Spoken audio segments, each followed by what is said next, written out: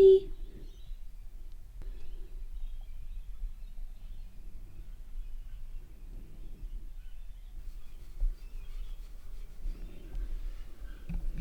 Hi everyone, welcome back to another video. I'm back again with another kind of week in the life vlog, although I'm probably just going to do a few days this week, mainly because I have a very busy week and I'm a little bit behind on filming, even though I thought I was in front. The weather really changed my plans and I haven't been able to film for the last few days. But that's okay because I'm going to pick up this week's vlog today. So it is currently Tuesday and I am downstairs, cup of afternoon coffee, and I have just been working down here for the day. I've actually moved my whole office downstairs into this much bigger room here.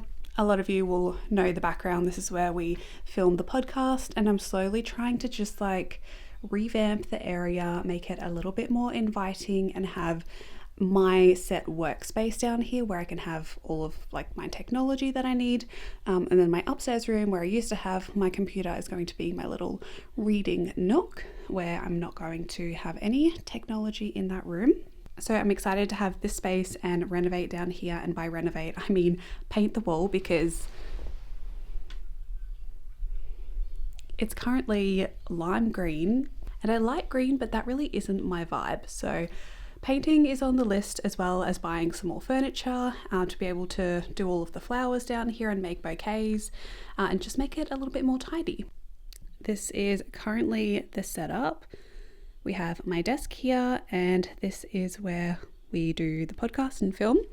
Over here is where I'm going to be having a workbench and then like a divider, because we do have a bed down here. It's the spare bedroom as well. So it's a mix and match of everything down here. Annie definitely loves it because she can be next to my side always.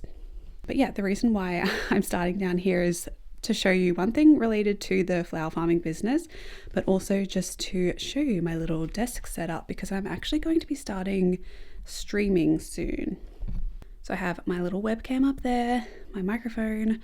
Scott is, amazing at IT, so he's helped me set everything up. So I have my two monitors, the computer, and then behind there I have things for the microphone and the Nintendo Switch, so I can stream some games here. I've been wanting to start live streaming for a while now, and I was thinking about whether I wanted to do it on YouTube or Twitch, and I think I'm going to decide to do it on Twitch just because the interfaces are so much easier. So if you want to head over there and give me a follow, you'll be able to see when I go live.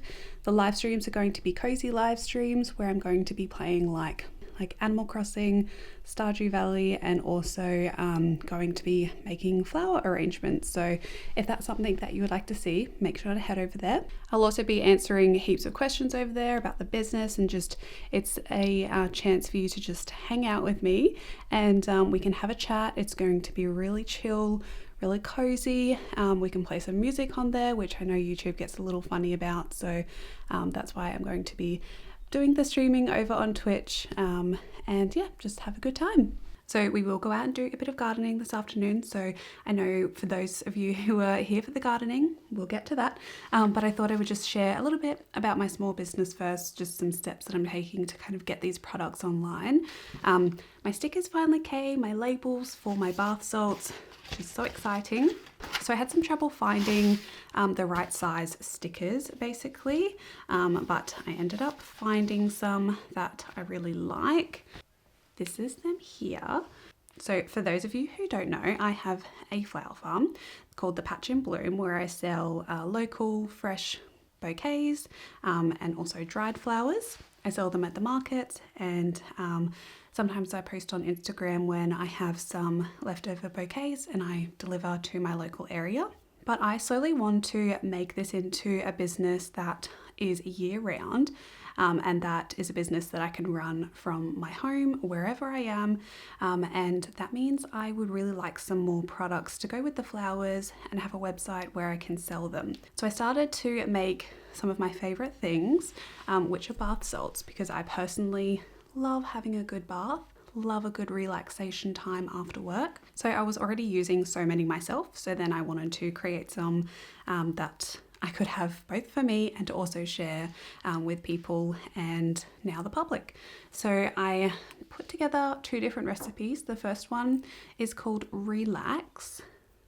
This is it here. Now I'm not completely happy with the label because you can kind of see there's bubbles up the top. So I think I'm actually just going to get a rectangle label next time, but for now I'm just going to keep with these. So these are botanical bath salts. These ones have Epsom salts, Himalayan rock salt, lavender, lavender essential oil, and rose in it. They also have rose petals, and I've just read the label and realized that I forgot to put it on the label. Anyway, this is totally me in a nutshell, like making mistakes and learning from them. Learning on camera, apparently. So that's annoying. So mental note, need to redo that label. Cool. But anyway, the other one that I have is Refresh. This one is a grapefruit and rose. So it's a little bit more refreshing and has blue cornflowers, calendula flowers in there. And it's just really, really nice. So those are the 2 recipes that I've done. Really do like the labels. I don't know whether I said where I got them from, but I got them from Avery, which is where you can get the labels. You pick the size that you want and you can upload your design on it. I just made these designs on Canva and then uploaded to the stickers. So I've got this size here, which is 250 grams. And then I also have some test tubes that I've done. These are 45 grams and the same. These ones are really popular. And I'm gonna have these on an Etsy page and on my website. I'm deciding to do both because Etsy is just great for products like this. People can search for them, get new people who don't know me from social media, and my website is really great to host these products as well as online courses that I'm trying to put together and lots of other things that can help grow this business, and one day I can work from home and earn myself a little bit of an income. I'm still working out the prices for these for the website, but at the markets where there's no shipping involved, I sell these for $12 each and the test tubes for $4 each or 3 for $10. If you want any more information on these, let me know and I can share how to do it and how you can make your own as well. I got these jars from Pack My Product. If you're interested in getting jars, it's a really great site. You can order samples and they have heaps of different jars on there. So yeah, that's a little bit of information about where I'm at with these bath salts, which have been such a big process to kind of put together a physical product to then upload onto a website and sell. The next stage is just ordering all of the packaging. Like I've ordered sample boxes and like packaging supplies, all of that.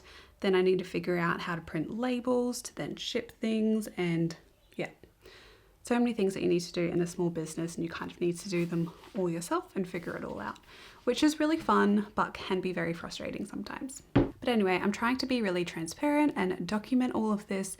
I'm also putting together a course, which I'm hoping to have in the next few months, and it's going to be how to start a backyard flower farm. I'm trying to bring all of the lessons that I've learned, and so you don't have to go through the same mistakes, into some kind of video course and have kind of online chats where I can help you out and have that as an available course sometime in the near future. So if you've got any like suggestions or whether you might be interested in something like that, I would love to know, because I've also never done this before and I'm trying to figure it all out. Anyway, I'm gonna have a little bit of this coffee and then we're going to head out and plant a few, I've got some like pak choy seedlings and some spinach that I want to just plant in the garden, in the cottage garden next to the house. So let's go do that. Scott and I have to film a podcast later, which is going up on the weekend or Friday, which you probably already have seen. It's gonna be tight to get all of these videos filmed and edited, but I'm going to do it. So you will have seen it on Friday. And then I've got to work tomorrow and the next day. So let's go and get some gardening done while I have a spare few minutes.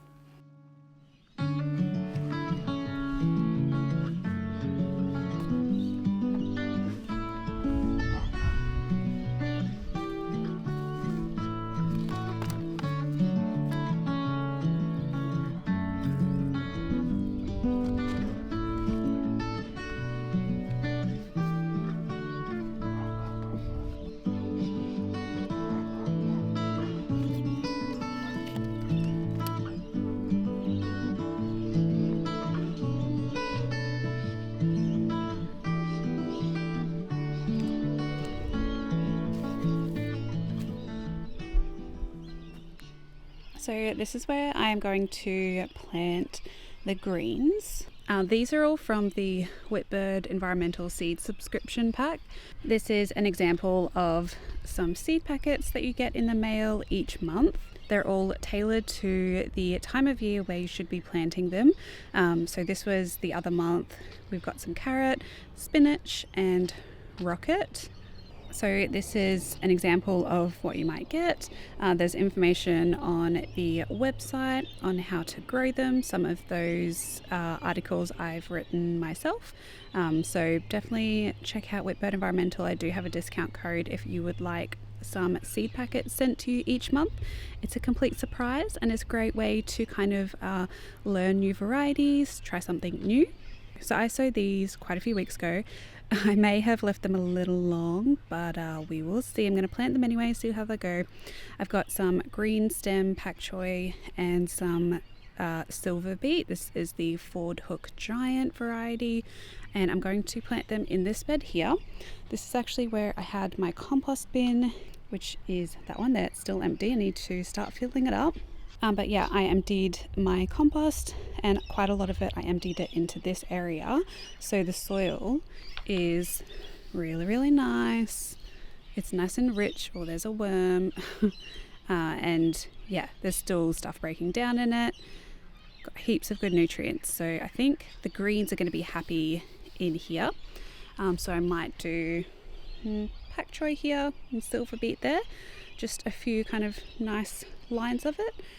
And then I'll need to protect it from the bandicoot, which loves to dig around, but that could be another job this afternoon. So yeah, just going to get planting.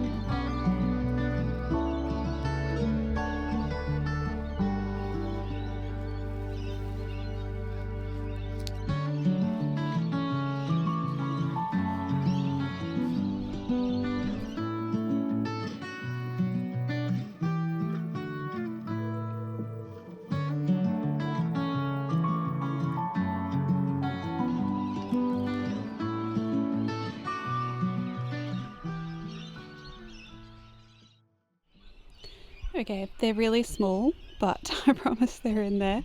I ended up planting 2 rows of the spinach on the end. The seedlings just didn't look that great, and that was my fault because I should have taken better care of them. A lot of them are just really small and they were getting a bit leggy, but some of them I've multi-sowed, so like I've done 2 in this one in case one of them dies. Same with this one. I know they'll like the nutrients in here. They may just take a few days to get established. So we'll see how these go. The pak choi look a little better. I've planted 5 in each of the rows. And yeah, we'll see how these grow.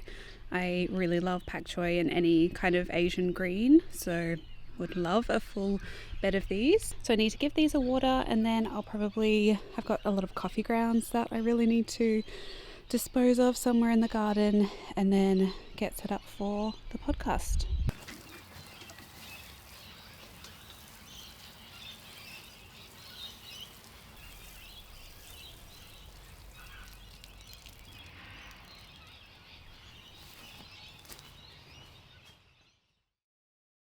So Scott and I do enjoy a cup of coffee, if you can't already tell, and we go through quite a few coffee grounds each week, which is great because they're good for the garden, and I save every last bit of coffee that comes out of our coffee machine, as well as when I can, I collect from a local cafe because it's really great for your garden. I've done a few videos on coffee grounds that I'll link below, including like testing the pH of coffee grounds, which was interesting, and it's something that I really enjoy adding on to my garden and composting, giving to worm farms.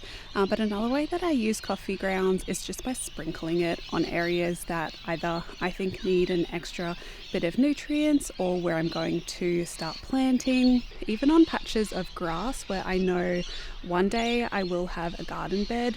Sometimes I'll just sprinkle the grass with the bowl of coffee grounds, which usually looks something like this, probably a little less because I have been saving these for well over a week now. And yeah, I'll just sprinkle the grass with coffee grounds. So that's actually what I'm going to do to prep an area for where I know I'm going to be having perennial plants. So behind me is my no-dig cottage garden that I have done multiple videos on. I showed you how I made the no-dig beds there, and I'm actually going to do the same over along that fence over there. So this is said fence right here. We actually used to have oleanders all along here, but they have recently been taken out, which is amazing because I'm not a fan of oleanders. Sorry if you are. I just find them a little dangerous for children as well as pets because the sap on the plants are really poisonous. They can also give you asthma, the leaves, if you brush up against them too much, and I'm not about that in my garden. I don't want anything that's really dangerous for people or pets, so I'm really glad we made the decision to get them out of the garden. Now, not that I don't have any other poisonous plants in the garden, there are a few, but the hedge that we had here was just way too much for me. So I'm hoping that they have been completely killed. They were kind of cut and then painted with poison, which I am for the use of poison when it's used correctly and by people who know how to use it. So hopefully that's all that's left of these oleanders. In their place, I've planted a few little nugget acacias, which have the most beautiful spiky leaves and gorgeous yellow flowers. These grow about 2 by 2 meters, so they'll fill in this space really nicely. I have one here and then one planted down there, as well as a snowball viburnum that you can't really see, but it's here. It's dormant at the moment, but it will come back. And I only have a few deciduous plants in the garden, but I did want one of these. It is a little sad, but I'm hoping it grows a lot more this year. Anyway, the point of what I'm trying to say, sorry for the rambles, but that's just what happens on these vlogs, is that I'm going to be filling this area all around here with feverfew, sea holly or eryngium, and yarrow. This is going to be my cut flower area full of perennials because I have this area here, which a lot of my perennials are in, like my feverfew, there's some there, some yarrow that really needs to be divided, and I'm going to be digging these up and dividing them to plant in here. But what I'm going to do with these coffee grounds is I know that I'm going to create no dig beds here. I'll lay cardboard down, but for now all I'm going to do is just sprinkle some coffee grounds around. What this is going to do is just start activating all of the different microbes in the soil to come up to the surface and start breaking things down. I've also started laying down some garden clippings. I've got some sugarcane mulch there, some cardboard around that one, and I'm going to slowly do that for the whole garden here. Probably in the next week or so I'll start laying more cardboard down, but while I can, I'm just going to add as much nutrients as I can into the garden and use up all these coffee grounds. Now, of course, this isn't a lot of nutrients that I'm putting into the soil. Ideally, I would have a lot more / homemade compost and worm castings that I do have that I will probably do the same with. But it's still making a difference. It's still going to have food on top of a cardboard layer and then worm castings and compost on top, so that when the worms start breaking down that cardboard, they have an instant layer of food, which is going to be all of those coffee grounds.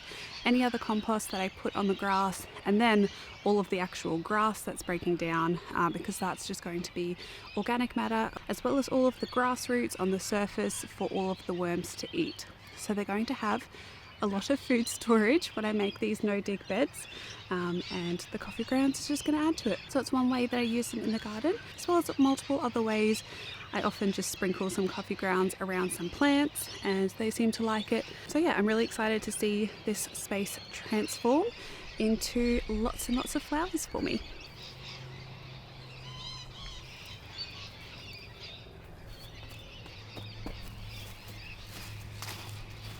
Right, I think I'm going to head inside, and Scott and I are going to film a podcast. This is for the Earthly Roots podcast.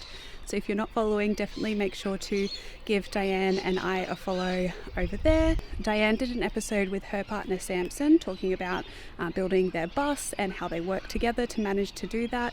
And Scott and I are going to be talking about something similar, although not bus life, but how we are kind of transitioning from the 9-to-5 job into careers that we love, and following our dreams, and how we're doing that, and how it's really hard, and how we're not there yet. But we're just going to be very real and raw in the video and the podcast. So I really hope you enjoy, and hopefully we don't overshare too much, but we'll see. But I'm just saying, I feel like a lot of people can relate to that currently, the fact that earning money is so freaking hard. What stage is that?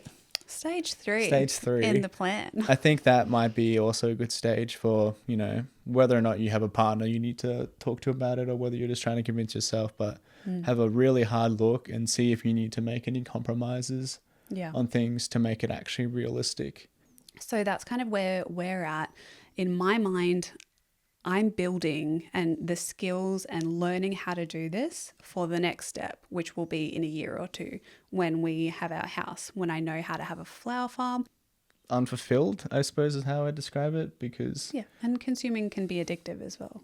Yeah, and I think also it does have a impact on your outlook on the world as well. If you don't have the experience of creating something and, knowing how difficult it is to do that.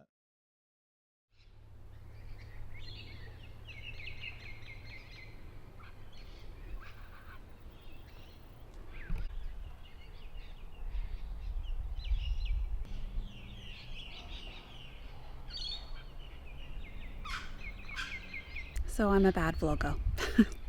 It's now Wednesday of the following week. I seemingly did not end last week's vlog. I filmed a few more days and then just stopped filming. I don't even particularly remember why. I think I just had a busy weekend, but I'm going to finish it off now. We're going to do a little bit of a walk through the garden. I'm going to share a few exciting things that are happening with the flowers, and then I'm going to wrap this vlog up. So I'm sorry it's been very, I don't know, there's been a little bit of everything in this. So I'm sorry this vlog has just been not really a week in the life, not really a few days in the garden, just like a few random clips here, there and everywhere. But I did film a few days at work last week, just a few clips that I will put an overlay here of what they were. But I was doing some more regeneration work, basically, so bush regeneration, where I was working on a creek line area, pulling out small little privets, and it was really nice actually that day because there was a lot of different wrens and small little birds around that were flying so close to us as we were kind of clearing out the brush layer and all of the weeds.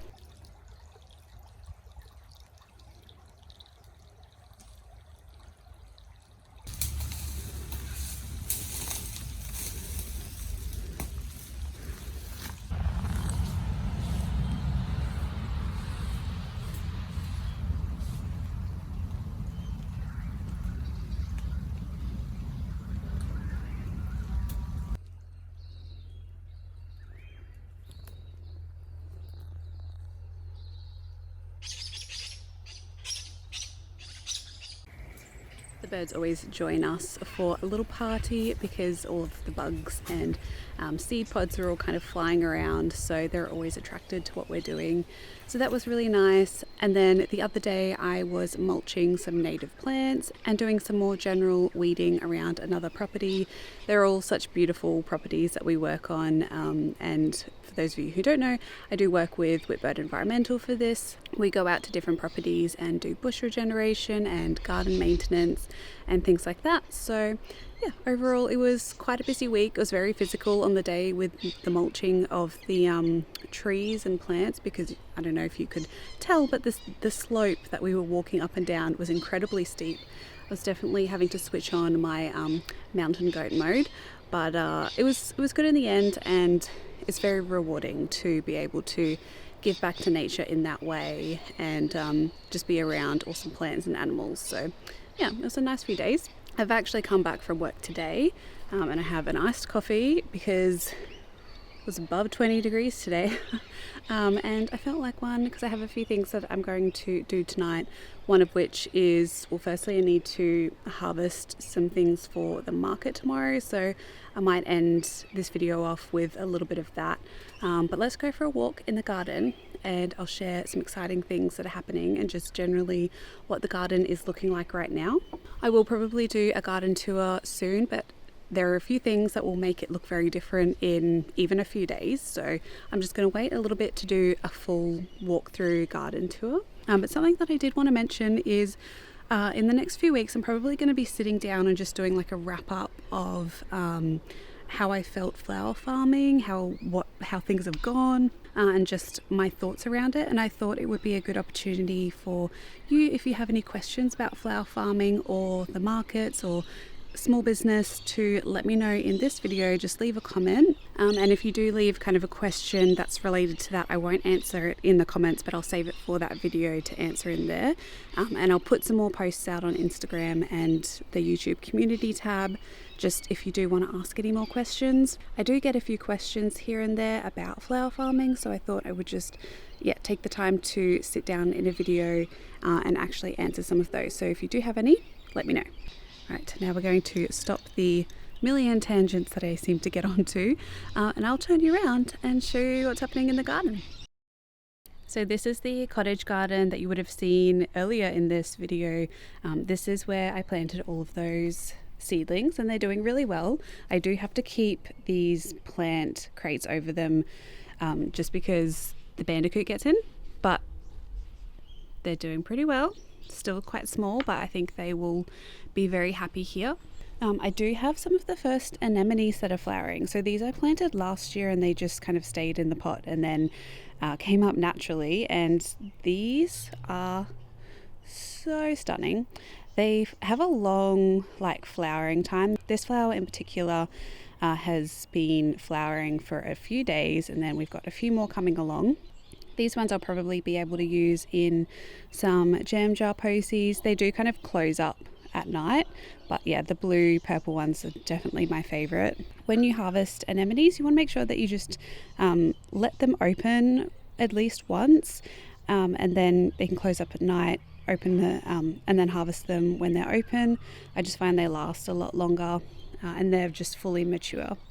The lanaria that has self-seeded itself around the garden, also known as small little snapdragons. Again, this is something that I'll be using in the arrangements. I am so happy to have this back in the garden. It's one of my favorite kind of filler flowers and just has a really long vase life. Some other exciting things, we have some snapdragons that overwintered and are now flowering, so that's always fun. Over here, the feverfew is also putting up some new shoots, which is nice. And as I kind of said earlier in the video, I want lots of feverfew over in that area.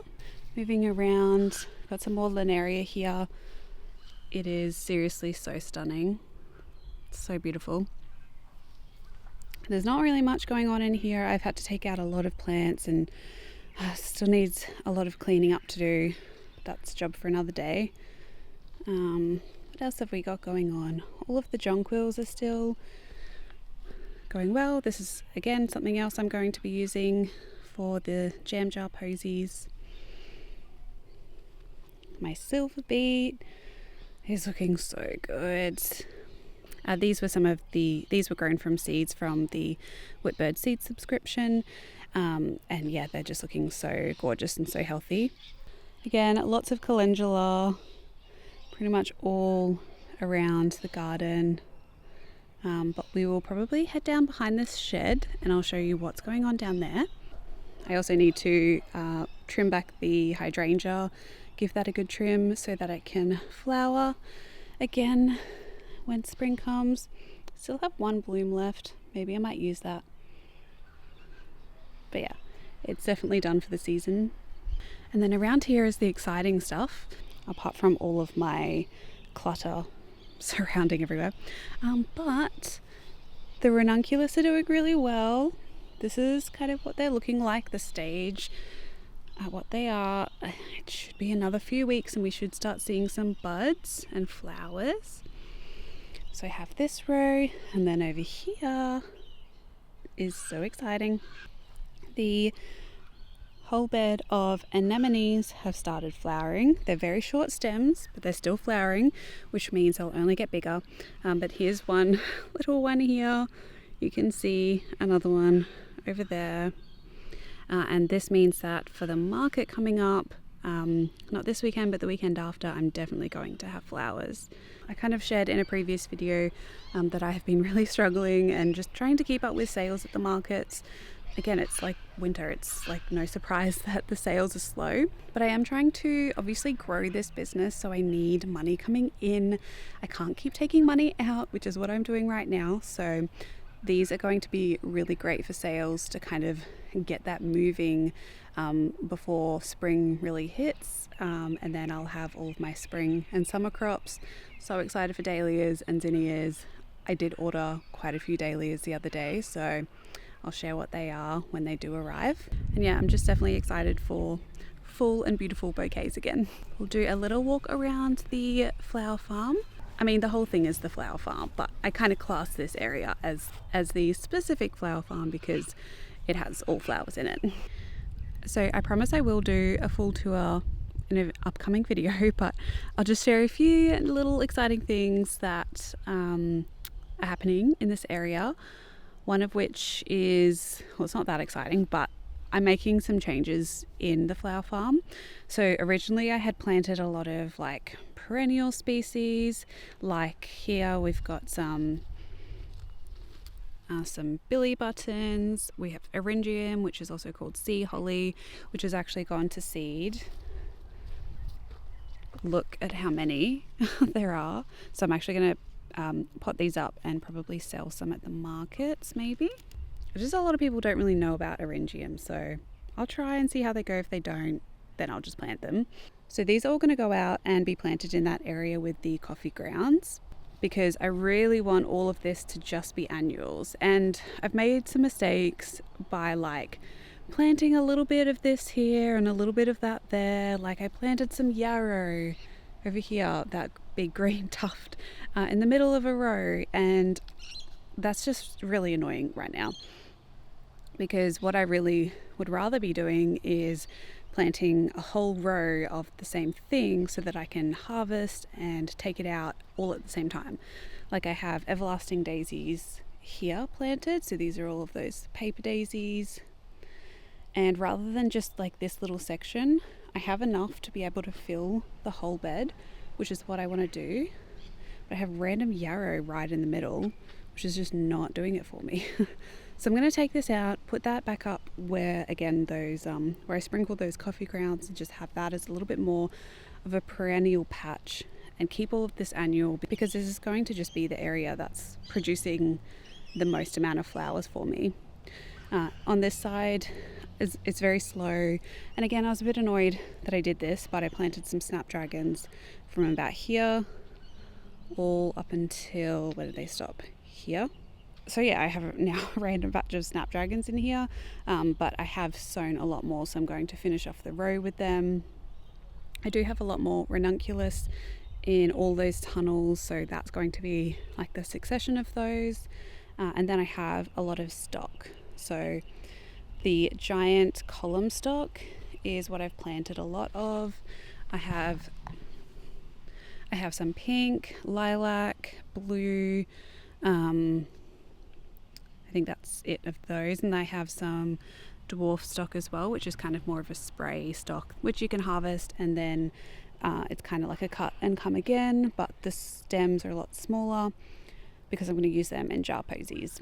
So yeah, I've really been trying to prioritize just planting only one certain thing in a row or half a row, because these rows are quite long, and then I've also just been expanding my spaces as well, so tarping more grass, ready to broad fork and create some more beds. So I should be able to have at least one more bed in here. I've been starting some more spaces down here for plants that don't mind a little bit of shade, because as you can see, there are a lot of large trees around here. In winter this doesn't really get a lot of full sun, but in summer it does, so it doesn't really matter for now. It might not be a productive winter spot, but in summer I know that this will be great. It's also an area where a lot of water pools, and if this was last year I would be really concerned about having a garden bed down here, but because we're going into more of an El Nino, I'm not really concerned, and actually am excited to be planting some plants in an area that retains moisture. Hopefully then I won't have to water as much. So Scott and I pulled off this tarp 2 days ago, and it probably might have needed a little bit more solarization, but I can see when I kind of run like my boot along this, it lifts up really easily. There are going to definitely be grass roots in here that aren't dead, but I will be broad forking it, breaking it up a bit, and then mulching it. So yeah, if you have any advice for plants that don't mind a little bit of shade, let me know. I'm thinking I might do some stock down here, but I don't know. It's also a bit colder down here, so our property obviously slopes from the top up there all the way down, and this is an area that definitely gets hit by frost when it's a frosty morning, so the microclimate down here is a little bit different. So I'm just going to play around and see what grows well down here. But yeah, and then this area is going well. This is where I have all of my homolanthus, or the bleeding hearts. These are native plants, and I can see a little bit of grass coming back up in here, but I'm going to shortly, maybe in a week or two, plant this out with some rhubarb and have a little rhubarb production here, which they can grow under the canopy of these trees. So that's a little bit of what's going on down here and in the garden. I just wanted to add a little bit of that in here, mainly also just for me to document and see what's happening at this time of the year, because I do use YouTube kind of like as a diary for the garden to know what's happening different times of the year. This is only our second year growing in this area, and first year growing on a lot of the land in this area, because we did a lot of bed extension in the last few months. So I might wrap up the talking now and get on to harvesting a few things. I'll get Scott to just help me film the harvesting, and I'll share the finished product of what the jam jar posies look like. I'm not doing a market vlog this week just because I haven't really had the time, but I will definitely film one next weekend. So there'll be one coming in a few weeks, or whenever I get my act into gear and keep on editing all the videos that I have to edit. I just wanted to say, if you've made it this far, I really do appreciate you watching my videos and commenting, liking, doing any kind of interaction that you want with the video. I really appreciate it, and I do read all the comments. Sometimes I find it difficult just to reply to them all, just because I like to switch off a lot of the time, and even though like I'm online, I don't really like to interact a lot of the time.